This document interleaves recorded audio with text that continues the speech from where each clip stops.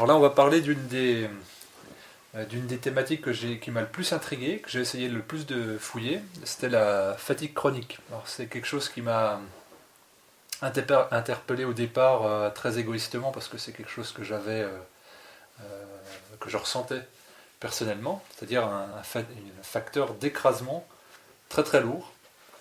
Euh, Quand bien même je pensais avoir une hygiène de vie à peu près correcte, au niveau alimentaire, au niveau de l'activité physique, au niveau de la gestion des émotions, encore que ça c'est très difficile à évaluer. Et donc après il y a plusieurs pistes qui s'ouvrent. À chaque fois quand on se renseigne là-dessus, d'abord tout seul, bon, si on va voir un praticien allopathe, il va dire que c'est un burn-out, une dépression, donc là c'est des arrêts de travail et puis des antidépresseurs ou des antioxydolytiques, etc. Puisque on est tellement écrasé de fatigue que de toute manière on peut faire autrement que d'être accablé par quelque situation que ce soit, d'un point de vue émotionnel, d'un point de vue physique, au niveau du travail, au niveau de la famille, au niveau des projets, on va dire, on est accablé, puis c'est par sursaut qu'on arrive on va dire, à vivre, et pour certaines personnes à survivre. Et donc moi je fais comme n'importe qui, je me suis renseigné un peu partout, puis donc on tombe sur des pistes diverses et variées, on va dire des troubles énergétiques, donc ça peut être les méridiens d'acupuncture, ça peut être des dépressions latentes, et puis ça peut être aussi des fois sur des idées d'intoxication aux métaux lourds. Alors toutes ces pistes-là, à chaque fois qu'on les découvre, on me dit bah c'est ça, c'est ces symptômes-là que j'ai, c'est ces symptômes-là que j'éprouve, sensation de lourdeur, d'écrasement, le fait d'être dominé par la vie, de ne pas pouvoir surpasser les événements, de ne pas pouvoir avoir de libre arbitre, de recul, et puis d'avoir une impulsion pour faire des choses. Donc j'avais un peu ces pistes-là quand j'ai commencé à recevoir puis conseiller des gens. Et puis il y a deux choses qui se sont dégagées pour moi. Euh, Quand j'essaie d'observer certaines personnes, puis qu'elles me disaient je suis écrasé de fatigue, je suis vraiment HS, et pourtant je les sentais avec de l'énergie. Je dis comment c'est possible que cette personne-là de très bonne foi appelle au secours en ne pouvant plus agir, alors que moi je sens un gros potentiel vital, au niveau physiologique et au niveau énergétique. Donc ça a commencé à m'interroger. Et puis après, il y avait d'autres types de personnes où là, je sentais plus d'énergie, plus de ressources, qui étaient moins rares. On va dire c'était un quart des cas de fatigue. C'était souvent des mêmes professions, professions de nuit, des infirmières, voilà, qui avaient beaucoup de contraintes horaires avec des changements de période d'activité, beaucoup de surmenage au travail, des heures supplémentaires, et puis un stress qui était relatif au travail, ou alors c'était des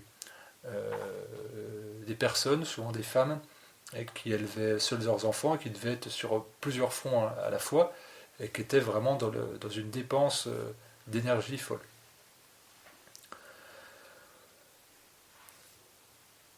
Dans les deux cas, il y avait une piste de déficit et de circulation d'informations. On va diviser les choses en deux. On va commencer d'un point de vue physiologique. On va dire que quand on est. La première piste qu'on va voir, c'est le stress. Piste du stress. Le stress amenant à la fatigue. Alors pourquoi il y aura un lien entre le stress et la fatigue? Alors ça, c'est des choses que j'ai mis longtemps à découvrir, et c'est plutôt au niveau de la littérature anglo-saxonne, enfin c'est pas plutôt, c'est entièrement au niveau de la littérature anglo-saxonne que j'ai trouvé des réponses. Et eux, ils appellent ça fatigue surrénalienne, ou adrenals. Les glandes surrénales, en anglais, ça se dit adrenals. Adrenals, ça nous renvoie tout de suite à adrénaline. Donc l'adrénaline, c'est sécrété par les glandes surrénales. Tout un tas d'hormones. Les glandes surrénales sont des petites glandes qui sont situées, comme leur nom l'indique, au-dessus des reins, qui font 2 cm sur 2 à peu près, qui ont un peu une forme très légèrement triangulaire, et qui font partie des glandes endocriniennes majeures, avec l'hypophyse, la thyroïde et les glandes sexuelles. Et donc leur fonction, elle est capitale dans l'organisme pour tout un tas de raisons. Bon, elles sont en lien direct pour la production de TSH au niveau thyroïdien. Donc on sait que les gens qui sont en hypothyroïdie sont fatigués. Elles interviennent dans la pression sanguine, donc quelqu'un qui est en hypotension, on sait que ça traduit une fatigue aussi. Elles régulent aussi le péristaltisme intestinal, donc constipation, ce qui traduit une lenteur. Et puis elles sécrètent aussi tout un tas d'hormones en lien, notamment avec les femmes, pour le cycle, notamment pour le fait de créer de la progestérone pour contrer l'acidité de l'œstrogène. Il y a tout un tas de facteurs biologiques. Mais surtout, ce qu'il faut retenir là, dans ce qu'on veut voir, c'est qu'elle sécrète du cortisol. Alors, le cortisol, c'est typiquement l'hormone qui envoie un influx quand on doit répondre à un stress ou à une demande physiologique du corps. Alors le pic de cortisol, il apparaît le matin au réveil. Il y a un pic d'hormone cortisol qui nous permet d'avoir un élan et puis de commencer notre journée. Les gens qui sont en fatigue chronique vous disent « je peux dormir 10 heures, 12 heures, je peux être en vacances, je me réveille, c'est comme si j'avais rien dormi ». Moi, c'est ça qui m'interroge. Je dis, la personne, elle arrive à faire des nuits de 10 heures toute la semaine, elle se couche à 9 heures du soir, elle se réveille à 7 heures du matin, elle me dit qu'elle est fatiguée. Et ça, c'était un truc qui m'interrogeait. Je dis, il n'y a pas de facteur dépressif apparent. Il n'y a pas de léthargie apparente, et la personne veut se lever, elle doit se lever pour assurer la famille et pour assurer être au travail. Et quand bien même il y a un énorme quota de sommeil, la fatigue est là, très présente et quasiment, on va dire, la même subie toute la journée. Donc le cortisol sert à ça, donner cet influx, c'est comme un starter, un mini booster. Mais le cortisol aussi répond au stress, c'est-à-dire à chaque fois j'ai un stress de ma vie, il y a un pic de cortisol. C'est pour ça on pourrait dire ça, couplé aussi avec l'adrénaline. Alors le fait de présenter ça de manière factuelle, ça nous amène à est-ce que l'homme est fait pour subir des stress? S'il y a une hormone qui répond, on peut dire oui, parce que sinon le corps ne produirait pas ça. Est-ce que le stress a changé dernièrement? On peut dire oui aussi. Si on regarde aux périodes plus anciennes, on était face à des stress intenses mais très brefs. C'est-à-dire, il y a une attaque, je dois fuir, ou je dois contre-attaquer, ou je suis chassé, ou je dois chasser. C'est-à-dire des pics comme ça qui sont très brefs, mais très intenses. Et là, à ce moment-là, tous les sens sont en alerte, dopés par cette production de cortisol au niveau surrénalien. Aujourd'hui, on subit moins d'attaques. Enfin, ça dépend des régions du globe où on se trouve, évidemment.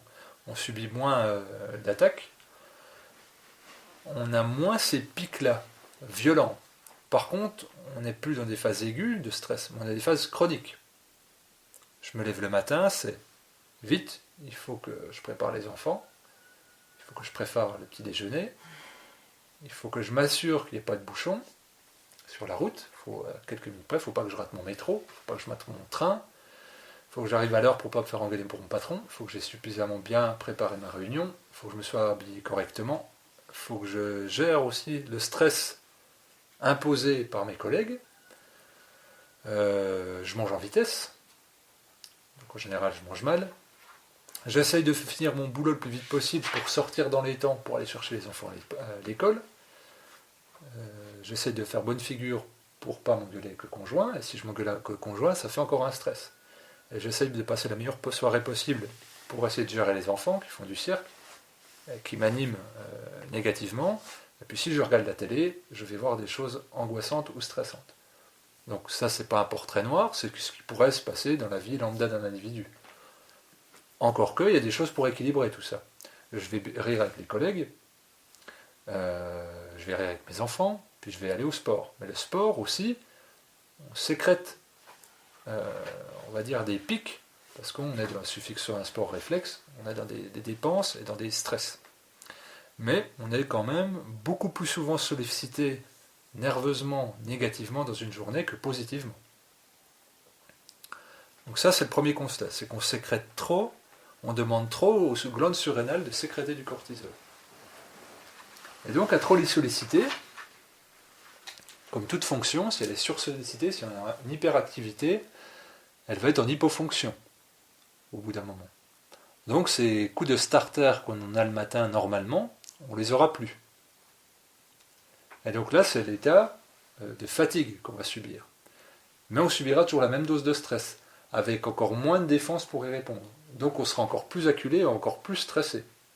Parce que quand vous avez moins de capacité à faire de choses, déjà vous savez que la chose est stressante, ça vous stresse encore plus, vous dites bah déjà que si j'étais en pleine possession de mes moyens, ça serait dur à effectuer, là je me traîne pour le faire, donc on rajoute de l'angoisse, donc un stress dessus. Et ça c'est la piste qui me paraît de très loin la plus probable. Alors, il y a différentes façons d'analyser physiologiquement ce phénomène, c'est de faire des prises de sang à jeun, et puis au moment où il est censé avoir un pic de cortisol, donc le matin. Et en général, on se rend compte qu'en effet, les gens sont en sous-production. Mais, c'est là où, moi, à partir des littératures anglo-saxonnes que j'ai lues, il y a souvent un pic de cortisol en fin d'après-midi ou en fin de journée. Et je pose la question aux gens, est-ce qu'il y a je suis tout le temps fatigué, tout le temps fatigué. Est-ce qu'il y a un moment dans la journée où vous ne vous sentez pas fatigué? Oui, c'est vers 17, 18 heures, ou alors vers 21, 22 heures. Et d'ailleurs, ça m'embête bien, parce que je suis écrasé de fatigue toute la journée, et du coup, j'ai un influx d'énergie avant d'aller me coucher, donc j'arrive pas à dormir. Et donc, on repart dans ce truc-là. Dès que le pic de cortisol est inversé, c'est 12 heures après qui se produit. Et donc, c'est bien parce qu'on peut faire les activités du soir, mais du coup, c'est complètement à l'envers de ce qui devrait se produire, c'est-à-dire on devrait avoir de l'énergie le matin, puis baisser en énergie, aller tranquille vers la soirée, puis hop, se reposer. Sauf que là, c'est vraiment très très vicieux. C'est que là, du coup, l'afflux d'énergie se passe au moment où devrait y avoir le coucher. Donc, c'est des gens qui sont fatigués toute la journée, qui traînent leur fatigue, qui, une fois au lit, tapent des mains sur les draps en disant le sommeil ne vient pas. Et là, on est typiquement sur quelque chose qui est hormonal. Et donc là, évidemment, c'est pas en mettant des. Alors, souvent, si on est en fatigue chronique, vous êtes en dépression antidépresseur, c'est normal que vous ayez du mal à dormir, donc je vous donne aussi quelque chose pour le sommeil. Mais là, ça va agir sur le système nerveux et par effet rebond sur le système endocrinien. Donc on va creuser encore plus le lit de cette fatigue chronique. Et on va être dépendant à la chimie médicamenteuse qui ne nous fait pas vivre, mais survivre, et puis qui nous maintient dans un état où on arrive tant bien que mal à compenser. Donc ça, c'est la première chose qu'il faut comprendre. Et moi, quand j'ai entendu ce terme de cortisol, je l'ai immédiatement entendu en deux mots. Le corps, tisol. Et là, ça m'a fait écho quand j'ai vu tout de suite qu'il y avait très très peu d'outils biologiques pour, on va dire, remettre en état de fonctionnement les glandes surrénales. Et il dit, peut-être qu'il y a quelque chose de plus subtil à comprendre là-dedans. Pas seulement sur le fait du jeu de mots, on pourrait dire un langage des oiseaux, mais vraiment quelque chose de plus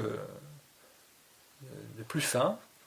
Et c'est vrai que dans la littérature, on ne propose pas grand-chose, que ce soit médical classique ou plus naturel. Et on dit aux gens, il faut que vous vous reposiez, prenez le temps pour vous, et que vous ayez des activités épanouissantes. Donc vous reveniez dans le corps, quoi. Dans une réalité, puis on dit beaucoup, c'est la création artistique. C'est le fait d'aller faire des promenades au soleil, le fait de faire vraiment des activités délassantes, épanouissantes, déstressantes, qui va refaire, qu'on va moins se stresser, qu'on va être dans l'épanouissement, qu'on va refaire le capital hormonal au niveau des glandes surrénales en leur permettant un bon fonctionnement. Et donc là, ça m'a redonné une autre piste. Il y a des gens qui étaient en fatigue chronique, je leur disais, est-ce qu'il y a un moment dans votre vie où vous faites une activité où vous ne sentez pas la fatigue? Et il y en avait toujours une. Quand je fais mon yoga, quand je vais faire ma marche dans les bois, je pourrais marcher des heures et des heures alors que je me traîne pour aller de la bouche de métro à mon travail. Quand je joue avec mes enfants, quand je lis ce type de livre, quand j'écoute cette émission de radio. Et donc à chaque fois quand c'était des choses qui leur ressemblaient et qui les nourrissaient profondément. Et là je disais, oui, il y a vraiment quelque chose de l'ordre là, qui nous amène à la circulation d'informations. c'est que la personne te dit « je suis léthargique, je lutte toute la journée », tu me mets dans la montagne, je te fais 6 heures de marche. Et là, pour moi, ça me paraissait tordu au départ. Mais elle est à sa place, elle est dans son lieu de ressourcement, et donc elle dilue complètement le stress qui la maintient en vie. Parce que du coup, ce sont des gens fatigués chroniques qui tiennent à la tension nerveuse. Et donc ils piochent encore plus dans le capital, donc c'est ce qu'on appelle le syndrome de burn-out. Et il y a quand même cet espoir-là. Et donc je travaillais dans le sens de ce que eux me disaient être épanouissant pour faire en sorte que ça prenne le plus de place possible dans leur vie. Si ces personnes avaient la chance d'être ou au chômage et en arrêt maladie, ça pouvait aller très vite. Parce qu'ils avaient l'opportunité d'agencer leur journée comme ils le voulaient pour laisser de plus de place à ces activités épanouissantes. Donc évidemment, le rôle de l'alimentation dedans est important pour ne pas prendre trop d'énergie. Alors les glandes surrénales, elles ont aussi une autre fonction. Elles en ont plein, tout un tas, comme la plupart des glandes dans le corps. Mais là, c'est de réguler l'équilibre entre le sodium et le potassium. Et donc, à équivalent, 1/3 de sodium, 2/3 de potassium. Donc les gens qui sont fatigués chroniques, de baisser déjà la consommation d'aliments riches en potassium. Alors là, ça va être tout ce qui est fruits à coque, fruits secs. La plupart des graines aussi sont très riches en potassium. Donc c'est baisser ces aliments-là, quand bien même ils pourraient paraître bons pour la santé, les fruits, mais qui vont prendre beaucoup de ressources. Et puis derrière, sodium, du sodium organique, il n'y en a pas beaucoup dans la, on va dire dans la nature. Alors, ça c'est une deuxième expérience empirique. À chaque fois que je posais la question, mais c'est une question que je pose souvent, vers quoi tu es attiré, c'était tout le temps des chips, des olives, et puis des aliments très salés, mais qui pouvaient paraître de la malbouffe, du saucisson, du jambon fumé, des choses comme ça. Je dis bon, pourtant la personne elle est carrée dans son alimentation, elle sait ce que c'est, elle vit la naturopathie, elle a de la compulsion pour les chips et puis pour les jambons fumés. Alors pareil, ça me travaillait, mais je dis mais elle va chercher le sodium en fait dedans. Donc là et c'était explicable pour contrebalancer ce potassium. Donc en baissant aussi la consommation de potassium, on voyait une diminution de consommation de ces aliments-là, qui n'était pas terrible potentiellement, mais qui était essentiel pour la personne. Et donc en diminuant le potassium, on diminuait la consommation de ces aliments, et puis je réintroduisais dans le régime de la personne des aliments riches en sodium organique. C'était en premier lieu les algues. Les algues, d'ailleurs, il y a des gens qui disent dès que je mange des algues, je me sens plein d'énergie.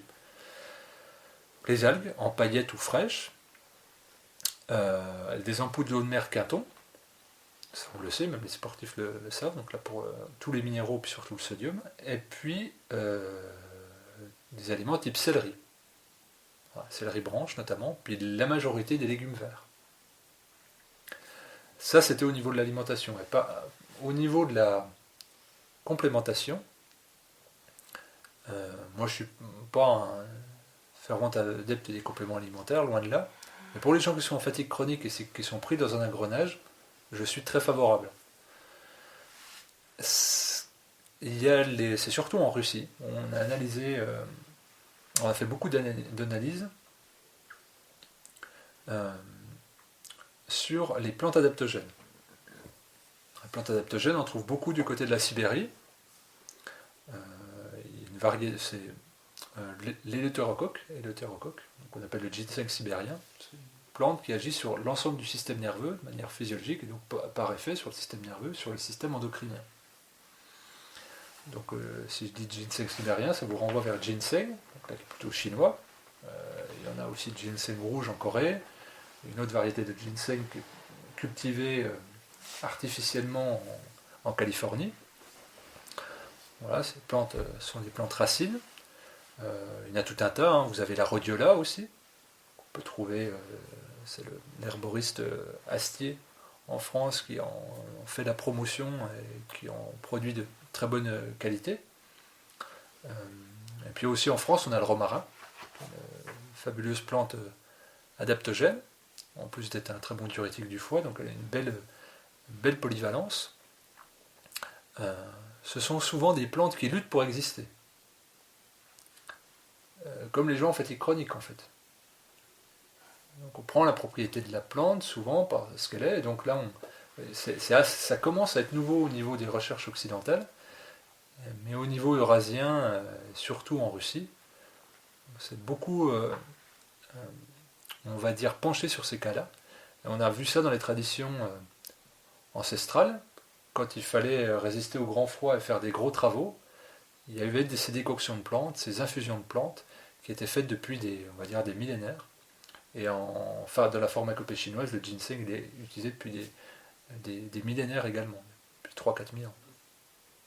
Et donc les gens en fatigue chronique répondent très favorablement au bout de 3-4 semaines à ces doses de plantes dites adaptogènes.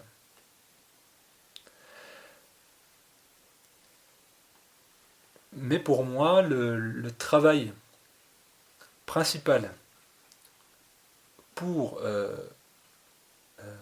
rééquilibrer ce système nerveux donc hormonal, et donc sortir de la fatigue chronique, c'est se donner du temps de repos, être dans l'épanouissement, et puis être imperméable à tout type de stress. Alors il y a un outil que je trouve très bien aussi, les exercices respiratoires qui s'appellent la cohérence cardiaque, qui vise à respirer, à faire 6 respirations par minute, et à se mettre à synchronicité au niveau fréquentiel avec le système nerveux autonome. La cohérence cardiaque, ça a été importé en France par David Servan-Schreiber, avec le médecin canadien David O'Hare. Ils ont fait pour beaucoup dans la promotion de cette technique très simple qui rend autonome en 5 minutes, on a compris comment ça se passait. Et ce faisant, pareil, au bout de 3-4 semaines, on commence à ressentir les effets et la diminution de la fatigue chronique par autogestion du système nerveux. Le système nerveux autonome, c'est tout ce qui fait que vous ne pouvez pas vous retenir de bâiller, vous ne pouvez pas retenir vos urines, vous ne pouvez pas retenir vos selles, vous ne pouvez pas retenir la production d'hormones, vous ne pouvez pas retenir le péristaltite de vos intestins. C'est en gros tout ce qui se fait dépend de votre volonté. C'est-à-dire votre cœur bat, vous ne pensez pas à ce que votre cœur batte. Vous respirez, vous ne pensez pas consciemment respirer. Enfin, vous pouvez maîtriser votre respiration, mais vous ne pouvez pas arrêter ce fait-là. Vous ne pouvez pas vous suicider en arrêtant de respirer. C'est pas possible. Donc, tout ce travail-là de la cohérence cardiaque, il est hyper important. Donc en mettant ces choses-là bout à bout, ça pourrait même se manifester très rapidement.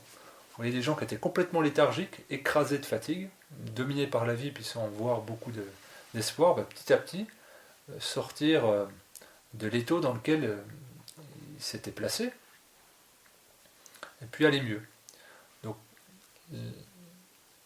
ce qui m'a amené au constat, mais c'est pas le mien, c'est celui des lectures anglo-saxonnes que j'ai pu avoir, que la fatigue chronique est essentiellement liée aux glandes surrénales, à l'épuisement des glandes surrénales. Et les glandes surrénales, la meilleure façon de les réactiver dans leur fonctionnement, c'est déjà d'être dans un épanouissement suffisant pour que ces batteries soient suffisamment chargées pour donner de l'impulsion à tout l'organisme. Si on parle spécifiquement du jeûne, 10 jours de jeûne à l'eau régénèrent en grande partie le système hormonal. Et ça on le voit, il y a le documentaire qui était passé sur Arte, le jeûne nouvelle thérapie, on voit la production d'hormones pendant le jeûne, c'est-à-dire que c'est indépendant de l'alimentation. Et puis on est vraiment dans un processus subconscient. Donc ce qui me fait dire aussi que plus on va être cerveau droit, l'expression du cerveau droit, plus on va être dans l'abandon et puis dans la libre expression du corps pour que les hormones travaillent correctement. Alors évidemment, il y aura des entraves possibles à ça. Pour les femmes, ce sera la prise de pilules contraceptives qui vont travailler de manière complètement antagoniste aux glandes surrénales. Il y a certaines pilules qui sont dosées en progestérol, qui vont faire opposition à la progestérone sécrétée par les glandes surrénales. Et donc c'est une des interrogations que j'ai. Est-ce que les problèmes thyroïdiens qui surviennent de plus en plus fréquemment après que les femmes aient accouché n'auraient pas un lien avec la prise enfin l'arrêt de la prise de pilule, et avec le bousculement hormonal durant la grossesse, est-ce que ça ne fait pas une dépression hormonale après l'accouchement, quand il y a ces chutes d'hormones, qui viendrait se traduire par un affaiblissement des glandes surrénales, et par effet, une production moindre de TSH ultrasensible,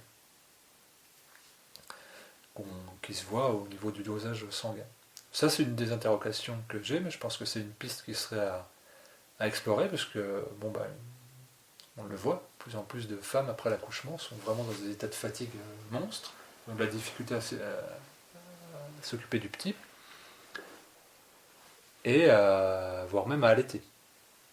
Parce que le corps choisit ses priorités. Il n'y aura pas de production de lait si la maman est en danger. Parce qu'elle pourra toujours nourrir son enfant autrement que par le lait. Par contre, l'enfant a besoin que la mère tienne debout. Donc c'est toujours un choix prioritaire du corps. Et quand on arrive à être en épuisement surrénalien, c'est qu'on est quelque part en fatigue depuis un gros moment. Il y a une autre chose qui aide beaucoup les glandes surrénales, c'est l'attention qu'on va y porter au niveau physique, c'est-à-dire par des massages, par exemple. Alors, il y a une huile essentielle qui est assez intéressante, qu'on appelle un cortisol-like. C'est l'huile essentielle d'épinette noire. Donc des massages, on va dire, avec une goutte de cette huile. Il y a certains sportifs qui s'en servent juste avant les compétitions. Ils se massent les glandes surrénales avec cette huile essentielle pour se donner du tonus, se booster.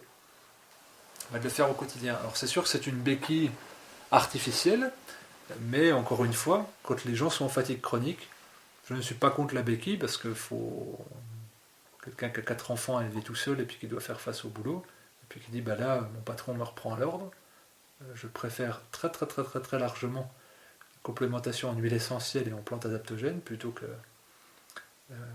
de voir une famille se déliter complètement. Donc on peut mettre en place ces choses-là, c'est-à-dire du sodium organique en complément alimentaire sous forme d'eau de mer par exemple ou d'algues concentrées, et donc ces plantes adaptogènes plus des massages avec l'huile essentielle d'épinette noire. Mais ce qui va favoriser le plus c'est de gérer son stress et donc d'être dans des activités épanouissantes qui nous sont absolument propres. Et là, c'est de se dire qu'est-ce qui me nourrit dans la vie, parce que tout à chacun est différent. Ça, c'est pour la première phase, donc la phase, disons, plus physiologique, biologique de la fatigue. Et puis, vu que je ne fais pas que de la naturopathie, mais je fais aussi du magnétisme, j'ai vu des gens en fatigue chronique, où en fait, que c'était un déficit de circulation au niveau énergétique. Alors, les acupuncteurs vont avoir un langage, les gens qui font de la réflexologie plantaire auront un autre langage, les gens qui font du magnétisme auront un autre langage, mais c'est la même chose. C'est une disharmonie dans les champs circulatoires énergétiques, que ce soit les méridiens d'acupuncture, que ce soit sur les chakras, que ce soit sur n'importe quoi, on s'en moque, quel que soit le système utilisé, on voit que ça ne circule pas librement. Et ça, je le voyais vers des gens qui avaient une grande vitalité, enfin qui m'impressionnaient par leur vitalité, qui me disaient « je suis écrasé de fatigue ». Ça m'a longtemps interrogé, je me dis comment cette personne peut me dire qu'elle est fatiguée alors que je sens un potentiel énergétique énorme. Et c'est un blocage au niveau énergétique. Et souvent, c'est au niveau du plexus solaire ou au niveau, on va dire, pour parler en chakra, si on doit vulgariser, au niveau du deuxième chakra, voire du premier. Et donc c'était des gens que je voyais un peu comme un entonnoir, c'est-à-dire beaucoup d'énergie au-dessus et très peu en bas. Et donc là, le travail de l'énergéticien, quel qu'il soit, acupuncteur, réflexologue, shiatsu, peu importe, c'est de refaire descendre cette énergie qui est bien présente en bas. Ce n'est pas d'en remettre, parce que le potentiel est là, mais c'est qu'il ne circule pas de manière harmonieuse. Et que quand c'est trop présent à un endroit, et ben, du coup, ça crée un déséquilibre. Et un déséquilibre dans le temps, ça se traduit par un épuisement. Alors ça peut paraître peut-être abstrait, les chakras, mais en fait c'est très simple, c'est juste un corps subtil qui existe bel et bien, parce qu'on peut tous le ressentir. Mais si vous regardez, vous prenez n'importe quelle littérature, alors la plus ancienne c'est la littérature indienne, hein, qui a montré les systèmes chakras depuis, on va dire, 4-5 000 ans. Les méridiens chinois d'acupuncture, c'est à peu près la même période. Et on voit que chaque chakra est situé juste devant une glande. Chakra de la gorge, la thyroïde. Le troisième œil, ça va être l'hypophyse. Le premier chakra, ça va être les glandes sexuelles. Le deuxième, ça va être les glandes surrénales. Le chakra du cœur, ça va être le thymus. Donc, on est vraiment en face de réalité physique. Et on ne peut pas rapporter des cas, mais il y en a des milliers et milliers et milliers d'exemples où il y a un dysfonctionnement glandulaire, l'énergéticien travaille spécifiquement sur cet endroit, et la glande retravaille mieux, sous l'impulsion énergétique. Et là, j'évoquais rapidement le thymus. Il joue un rôle aussi dans la fatigue, puisque c'est lui le premier qui va subir le stress. Le thymus, c'est un organe qui est un peu délaissé, quelles que soient les médecines, parce qu'on le juge non indispensable après 12-13 ans, un peu comme la rate. Sauf qu'en période de stress, un stress intense, le volume du thymus peut diminuer de moitié en 24 heures. Sauf que le thymus, il est responsable de la réponse immunitaire, et qui produit des lymphocytes, donc la défense de l'organisme. Donc s'il diminue de moitié, eh ben, forcément j'aurai beaucoup moins de réponse immunitaire. Et donc je serai plus vulnérable. Et si je suis fatigué au niveau surrénalien et en plus plus vulnérable, ça va être dur, on va dire, d'avoir une santé effective. C'est pour ça que c'est tout un équilibre complexe, le corps, mais le stress, c'est un facteur gigantesque au niveau du système immunitaire et au niveau hormonal. Et donc à travers cette piste énergétique, on peut retrouver, faire circuler, puis des gens vous disent je suis totalement fatigué, et puis une séance chez l'acupuncteur ou chez le magnétiseur, 4 jours après, j'ai retrouvé de l'énergie. Mais c'est pas de l'énergie qui est venue de l'extérieur, il faut juste visualiser comme un tuyau d'arrosage dans lequel il y aura un nœud, il y a bien de l'eau qui arrive, il y en a très peu qui sort au bout du tuyau parce qu'il y a ce nœud-là, avec le travail de l'énergéticien quel qu'il soit, ça va être de défaire le nœud, et puis que ça recircule. Et pour beaucoup de personnes, c'est ce phénomène-là. Et là, ça peut se faire, du coup, très vite. Tout l'enjeu, après, au niveau pédagogique, ce sera de dire pourquoi il y a eu ce nœud, et comment éviter de retomber dans les écueils qui auront fait que ce nœud est apparu. Alors ça peut être une cause émotionnelle, c'est-à-dire j'ai subi un gros choc, un gros événement, ou même un gros stress, une grosse attaque, une grosse peur, peu importe. Mais en tout cas, c'est de retravailler dessus de manière consciente, et puis aussi à travers la gestion des émotions, pour plus que ça vienne se réinstaller, comme pour cicatriser quelque chose. Vu que le stress est invisible, vu que la fatigue est invisible, on le met un peu de côté, puis du coup on va le traiter souvent avec des choses qui travaillent dans l'invisible, donc des neuroleptiques, des antidépresseurs, des anxiolytiques, des somnifères, etc., etc. Mais on ne réglera pas la problématique de fond, et au contraire on l'amplifiera, si on ne se dit pas, il y a un stress émotionnel qui se traduit de manière physiologique, et si on ne va pas chercher à atteindre la cause, et puis la traiter, et puis augmenter les sources d'épanouissement de la personne, on n'accédera que très peu à un mieux-être. Et souvent, je dis à des gens, vous êtes fatigué chronique, ok, toute l'année, quand vous êtes en vacances en famille, qu'est-ce qui se passe? Et bien, si le lieu est bon, et l'environnement est bon, il n'y a pas de fatigue. Par contre, si on n'arrive plus, si on sent une pression, l'organisation, c'est encore plus amplifié. Et donc les gens se disent, déjà que j'étais en vacances, ben là c'est encore pire. Parce que même les vacances sont stressantes à l'époque dans laquelle on vit. C'est-à-dire qu'il faut planifier, réserver, subir les embouteillages, et puis la location, etc., etc., etc. Et parfois, mieux vaut faire simple, mais bénéfique, que de dire, je vais chercher à m'extraire de mon quotidien en allant loin, et en se rajoutant un stress d'organisation, de décalage, etc., etc. La fatigue chronique implique à faire peu de choses, mais peu de choses très bien, puisque peu de ressources. Et donc là, le but là, de la causerie, c'était de présenter deux voies. Pour moi, c'est les deux seules que j'ai rencontrées dans mon expérience. Sans doute qu'il y en a d'autres, mais moi je peux présenter que celle-là. Donc une physiologique sur les glandes surrénales et une énergétique en trouvant des nœuds de circulation, mais qui à chaque fois renvoie vers un événement qui a fait que. Donc souvent un stress et une accumulation qui est venue se greffer dessus. Mais en tout cas, il n'y a jamais d'impossibilité à ce qu'il y ait une réversibilité. Et il n'y a jamais de cas perdu, parce que je l'ai rencontré avec des gens qui avaient des travails hyper lourds, stress hyper dense, et au moins d'avoir des phases de respiration dans la journée pour diluer ce stress, et ne pas le prendre, et ben c'était une façon de ne plus l'accumuler, et au contraire même d'aller rechercher à rebours pour le faire ressortir, et donc sortir de cette fatigue chronique qui devient, entre guillemets, la maladie du siècle.